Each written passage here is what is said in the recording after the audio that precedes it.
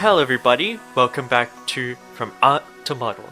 Last week we began work on our new project, Eastern Valley, where we started modeling the main building from the concept art. In today's episode we'll continue with part 2 of Eastern Valley by finishing the modeling stage and prepping for texture work. We've got a lot to do, but I'm excited to see how it comes out. So without further ado, let's go from art to model. So here we are back at it again, modeling and going to the next stage of this concept art and bringing it back to life, which this part will be the final piece of modeling that we'll have to do before we can move on to texturing, which is really exciting. What I'm building right now is actually this little sort of gateway bridge area.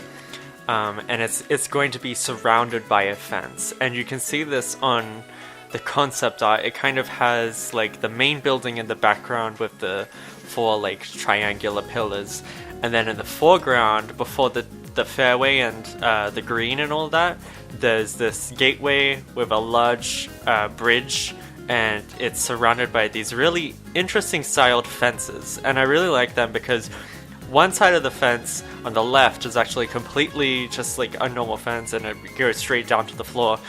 But the right side of the fence is actually halfway between like this grounded area, and it even has some like waterfalls, and if you look carefully, it even has like a like sort of a water system or a river system going down to the left, and it just looks really good. I'm a big fan of that design, and I just really like how this is all depicted. So it was really fun bringing this part to life. I did have some problems actually with the UV, with this little area that I'm building right now.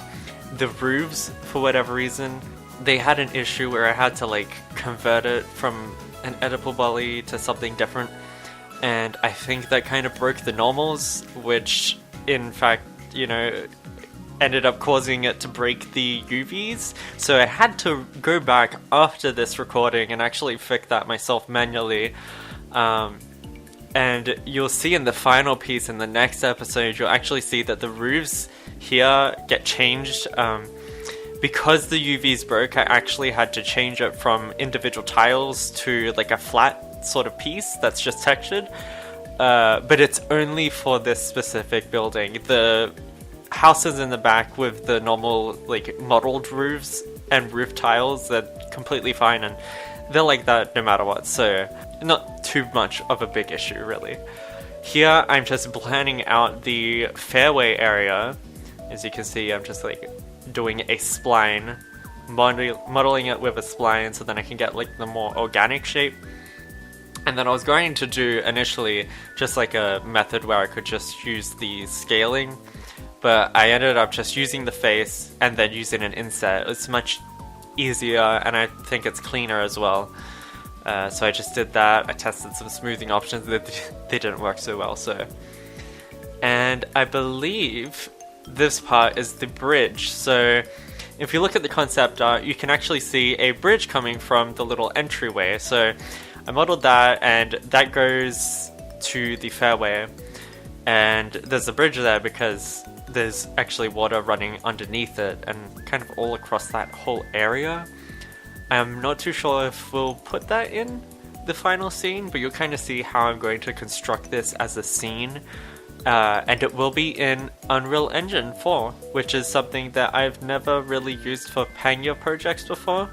So that's going to be really interesting, and the reason I'm doing that is because things from the texturing stage from Substance Painter tend to translate much better and more realistic when bringing it into Unreal Engine 4 as opposed to Unity is what I usually use for my like intro videos and props and stuff like that I've done in the past. So yeah, but this is the fence that you can see here, and I just made sure that it all aligned correctly, and then you can see that one, I modeled that there, which is a more organic, like it's kind of like this area where there's grass at the top and then a wall of sand, and then there's that bricked wall going across it. So yeah, I thought that was really, really interesting.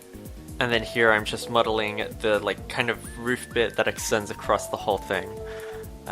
So yeah, and I UV mapped this all ahead of time so I could texture it correctly later on. And again, you'll be seeing that whole process next episode next week, which is going to be really exciting. This whole series actually has been really very interesting for me because I'm not used to showing how I model on a video or on camera or whatever, and I'm also not entirely used to seeing my modeling process kind of like, you know, recorded and then looked back on and sped up, and it's really interesting. I think it's really good because on one hand I get to see, you know, those areas that I made mistakes or maybe could have done things better. I get to see, oh, okay, so that's what I did wrong, and maybe I could like do this, and this next time to make it faster or more efficient, or, you know, whatever it may be. And I mean, obviously this project is just for fun, and it's also kind of for learning as well, because I'm doing a few things on purpose that I usually wouldn't do.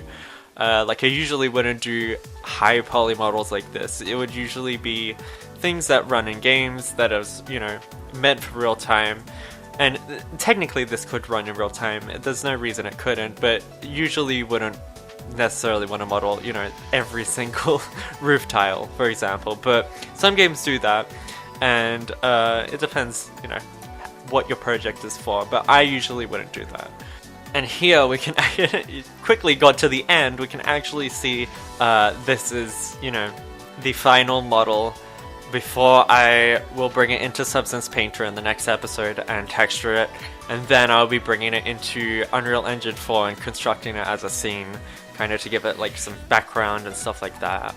But we'll see how that goes. But as I was saying before, this whole project is so interesting for me because I'm not used to doing modeling on a camera before, and you know, making this a public thing that you get to see my whole workflow and process. So it's really interesting.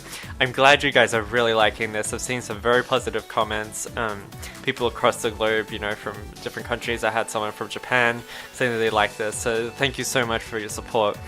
And yeah, that's going to be today's episode. That is the modeling process, and I'll see you in the next episode next Friday when we finish this project and texture it. And you know, hopefully if you guys have some suggestions what the next From Art to Model project should be, let me know, because I'll be doing this every Friday of every week. So yeah, thank you so much for watching, and until next time, I'll see you on the green.